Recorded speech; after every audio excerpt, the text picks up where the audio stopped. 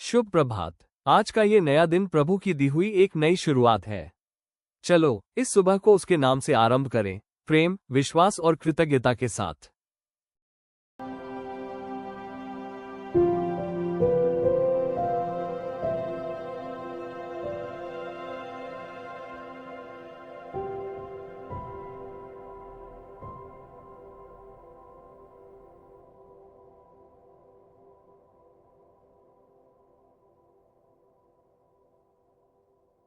वचन। यह वो दिन है जिसे प्रभु ने बनाया है, हम आनंदित हो और मगन रहें।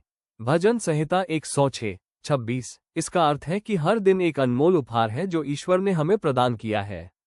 इस वचन के माध्यम से यह संदेश दिया जाता है कि हमें अपने जीवन के प्रत्येक दिन को ईश्वर के आशीर्वाद के रूप में स्वीकार करना चाहिए और उसमें आनंदित रहना चाहिए।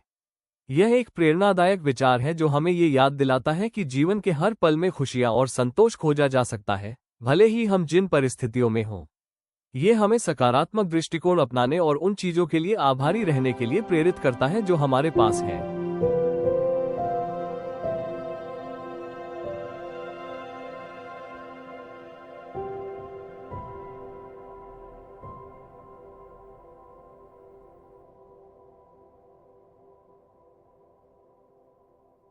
प्रभु, धन्यवाद इस जीवन के लिए, इस सुबह की रोशनी के लिए। धन्यवाद मेरी सांसों के लिए, मेरे परिवार के लिए और हर उस छोटी आशीष के लिए जो आपने मुझे दी है। मैं आज का दिन आपके चरणों में समर्पित करता हूँ।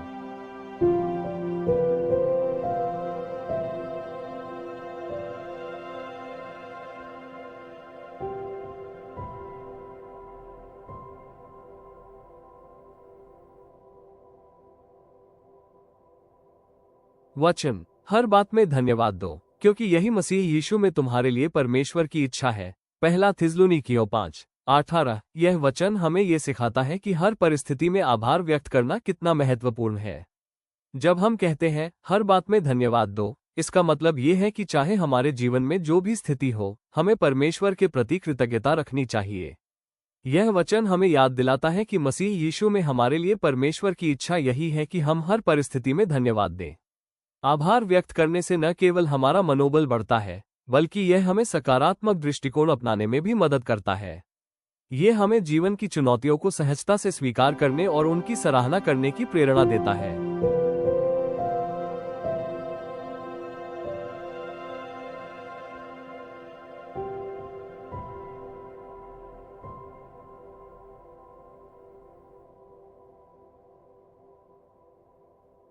वचन। प्रभु भला है, उसकी करुणा सदा की है।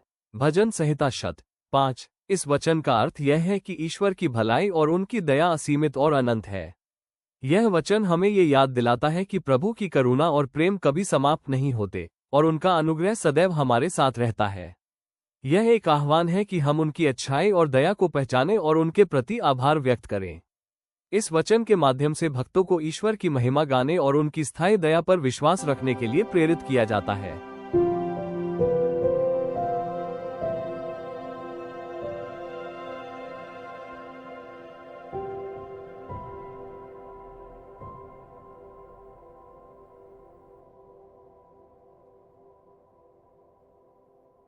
प्रभु, आज जब मैं अपने काम में, अपने जीवन में आगे बढ़ूं, तो आप मेरे साथ रहें। मेरी हर कोशिश में आपकी बुद्धि और आपकी शक्ति बनी रहे। जब मैं थक जाऊं, तो आप मुझे उठाएं। जब मैं डरूं, तो आप मेरा सहारा बने।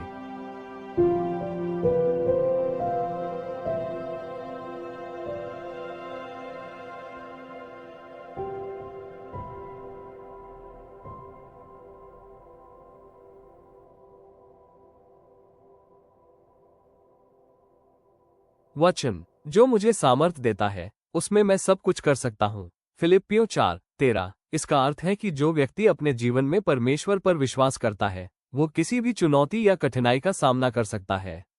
इस वचन में ये बताया गया है कि परमेश्वर का सामर्थ, शक्ति ही हमें वह शक्ति और साहस प्रदान करता है जो हमें जीवन की सभी परिस्थितियों का सामना करने में सक्षम बनाता है।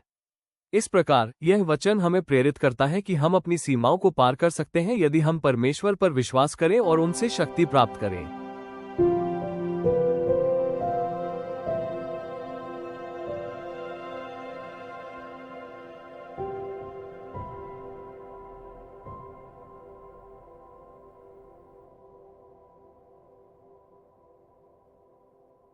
वचन, प्रभु मेरा बल और मेरी ढाल है, मेरा मन उस पर भरोसा रखता है।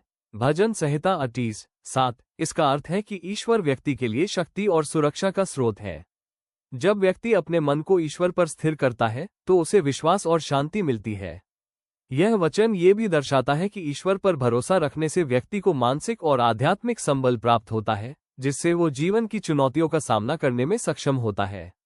इस विश्वास के माध्यम से व्यक्ति जीवन में निडरता और स्थिरता को प्राप्त कर सकता है।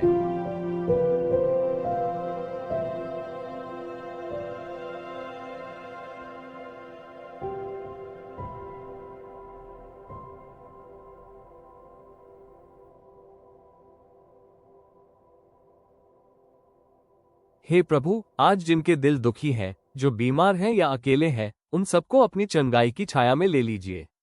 अपने प्रेम की शक्ति से हर घाव को भर दीजिए, हर दर्द को शांति में बदल दीजिए।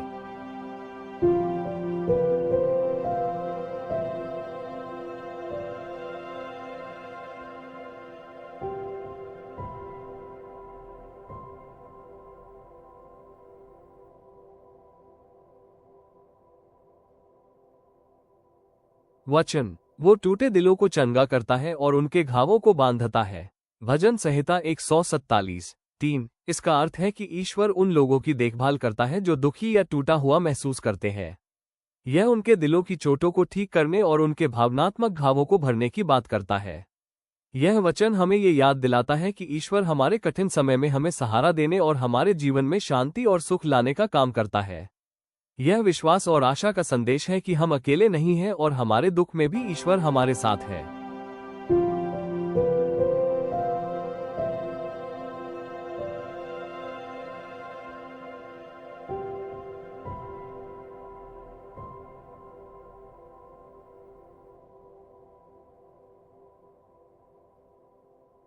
वचन, मैं तेरे स्वास्थ्य को बहाल करूंगा और तेरे घावों को चंगा करूंगा। यिर्मयाह 30:70। इस वचन का अर्थ है कि ईश्वर या परमात्मा व्यक्ति के स्वास्थ्य को पुनः स्थापित करने और उनके शारीरिक एवं मानसिक घावों को ठीक करने का आश्वासन दे रहे हैं। यह एक सांत्वना और आशा का संदेश है, जो ये बताता है कि कठिनाइयों और पीड़ाओं के समय में भी ईश्वर की कृपा और सहायता से व्यक्ति पुनः स्वस्थ और सशक्त हो सकता है। यह विश्वास दिलाता है कि हर मुश्किल समय के बाद एक अच्छा समय आता है और ईश्वर की कृपा से हर घाव भर सकता है।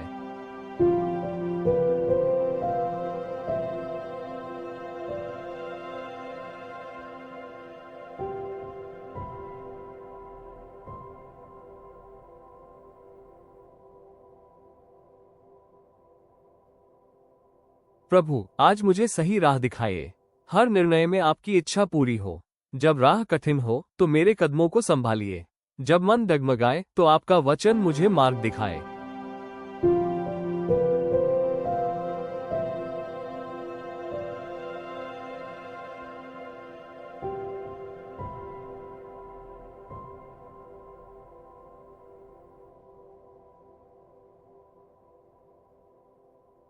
वचन, तेरा वचन मेरे पांव के लिए दीपक और मेरे मार्ग के लिए ज्योति है। भजन संहिता 149:50। यह वचन ये दर्शाता है कि ईश्वर का वचन या शास्त्र हमारे जीवन के मार्गदर्शन के लिए अत्यंत महत्वपूर्ण है। इसमें ईश्वर के वचनों को एक दीपक और ज्योति के रूप में प्रस्तुत किया गया है, जो हमारे जीवन के अंधकार में पथ को रोशन करता है। ये हमें सही दिशा में ले जाने और हमारे निर्णयों को स्पष्टता प्रदान करने में मदद करता है। इसके माध्यम से यह संदेश मिलता है कि ईश्वर के वचन हमारे जीवन में मार्गदर्शन और प्रेरणा का स्रोत हो सकते हैं, जिससे हम सही मार्ग पर चल सकते हैं।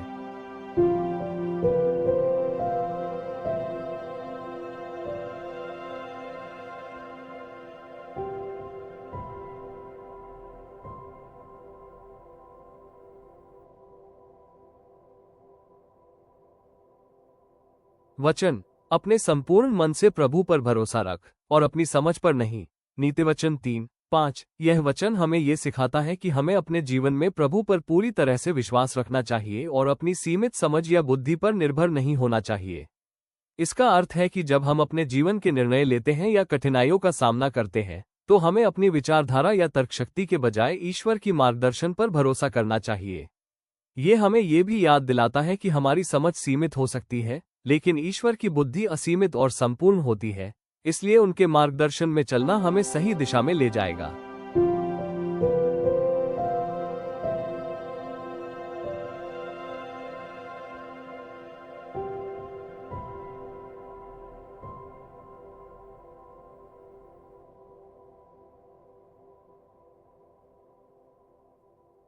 हे प्रभु, आज का दिन मेरे और मेरे परिवार के लिए आशीषमय बना दीजिए।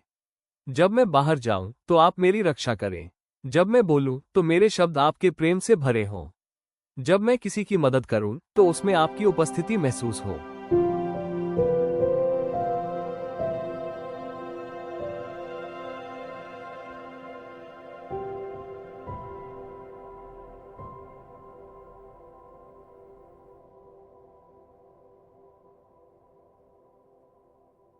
वचन, प्रभु तुझे आशीष दे और तेरी रक्षा करे। गिनती 6:26। इस वचन का अर्थ है कि ईश्वर आपकी भलाई करें और आपको हर तरह की बुराइयों और संकटों से बचाकर सुरक्षित रखें। यह एक शुभकामना है जो व्यक्ति के जीवन में ईश्वर की कृपा और सुरक्षा की प्रार्थना करती है। यह वचन हमें ईश्वर की शक्ति और उनकी सुरक्षा के प्रति विश्वास दिलाता है, जिससे व्यक्ति को मानसिक शांति और आत्मिक संतोष मिलता है।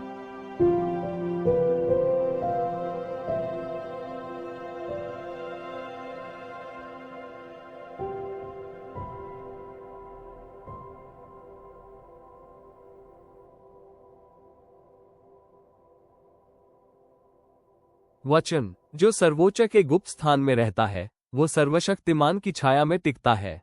भजन संहिता 90:1। यह वचन भजन संहिता 91:1 से लिया गया है और इसका मुख्य अर्थ यह है कि जो व्यक्ति ईश्वर के निकट रहता है और उनकी सुरक्षा में विश्वास करता है, वो हर प्रकार के संकट और विपत्ति से सुरक्षित रहता है।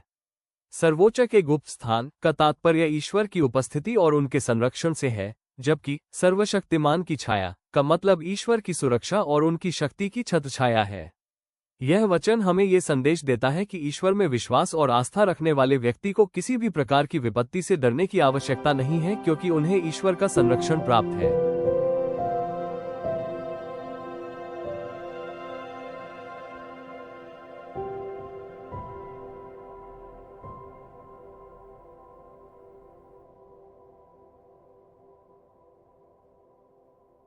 प्रभु, मुझे विश्वास की शक्ति दीजिए ताकि किसी भी परिस्थिति में मैं मुस्कुरा सकूं।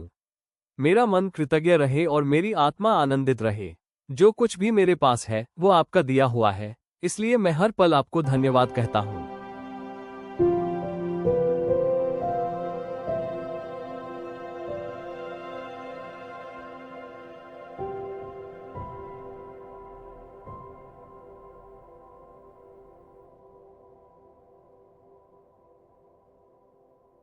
वचन, प्रभु में सदा आनंदित रहो। फिर कहता हूँ, आनंदित रहो।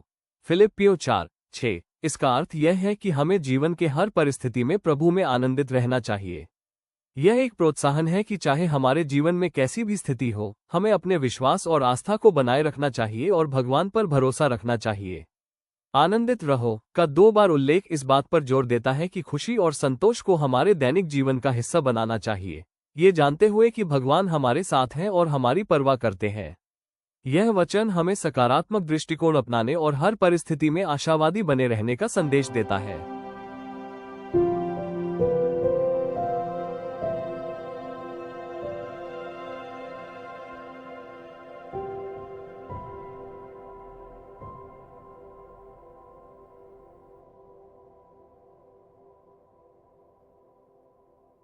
वचन, यहोवा पर भरोसा रखो और भलाई करो, देश में बसो और विश्वास से पालन पोषण पाओ। भजन संहिता 37:3। इस वचन का अर्थ है कि हमें यहोवा पर पूर्ण विश्वास और भरोसा रखना चाहिए और अच्छे कार्य करने चाहिए। इसका तात्पर्य यह है कि हमें सही मार्ग पर चलते हुए सच्चाई और भलाई के कार्यों में संलग्न रहना चाहिए। ऐसा करने पर हम अपने जीवन में स्थिरता और सुरक्षा अनुभव कर सकते हैं, जैसे कि एक सुरक्षित स्थान में निवास करते हुए विश्वासपूर्वक पालन पोषण प्राप्त होता है। यह वचन हमें ये भी प्रेरित करता है कि हम विश्वास के साथ अपने जीवन के हर क्षेत्र में समर्पण और भलाई का अभ्यास करें।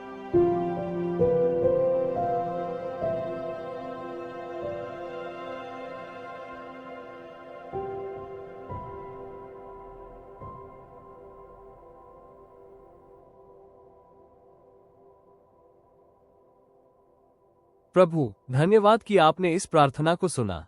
आज का दिन आपकी कृपा से उज्जवल हो। जो भी काम मैं करूं, उसमें आपकी महिमा हो और मेरा जीवन आपके प्रेम का साक्षी बने।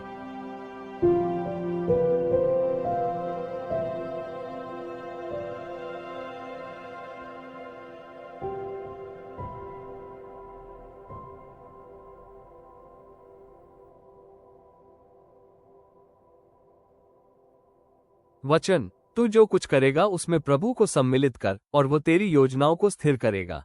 नीतिवचन 16:3। इस वचन का अर्थ यह है कि जब हम अपने कार्यों और योजनाओं में परमेश्वर या प्रभु को सम्मिलित करते हैं, यानी उनकी मार्गदर्शना और आशीर्वाद को स्वीकार करते हैं, तो हमारी योजनाएं सफल और स्थिर होती है। ये हमें ये समझने के लिए प्रेरित करता है कि हमारे जीवन की हर योजना और क्रिया में ईश्वर की भूमिका महत्वपूर्ण होती है। यह विश्वास हमें दृढ़ता और स्थिरता प्रदान करता है, जिससे हम अपने लक्ष्यों को प्राप्त करने में सक्षम होते हैं। इस प्रकार यह वचन हमें प्रेरित करता है कि हम अपनी योजनाओं में ईश्वर की इच्छा और मार्गदर्शन को शामिल करें।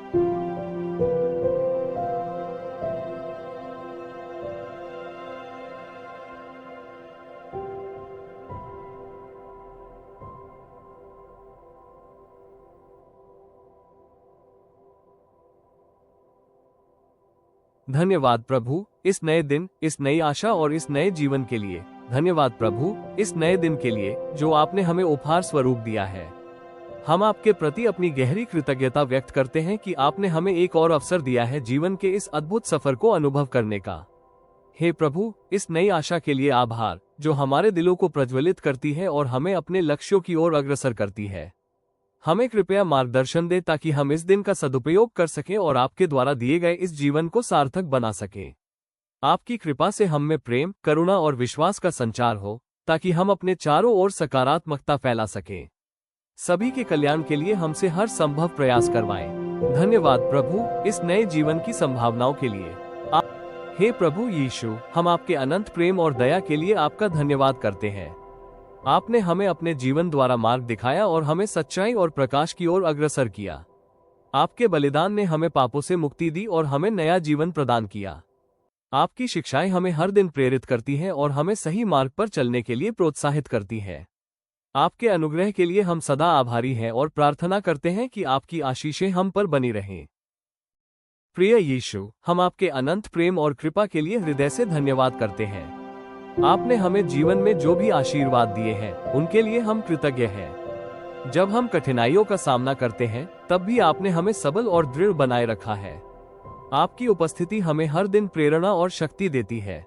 कृपया हमें आपके मार्ग पर चलने की समझ और साहस दें, ताकि हम आपके नाम को गौरवान्वित कर सकें। हमारे परिवार, मित्रों और समुदाय के लिए आपके प्रेम और सुरक्षा के लिए हम सदैव आभारी हैं। आमीन।